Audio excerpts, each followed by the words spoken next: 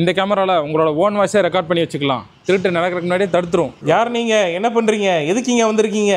இப்போ அந்த இடத்த மார்க் பண்ணியிருக்கோம். அங்கே போனால் சவுண்டு வருதான்னு செக் பண்ணுவோம்.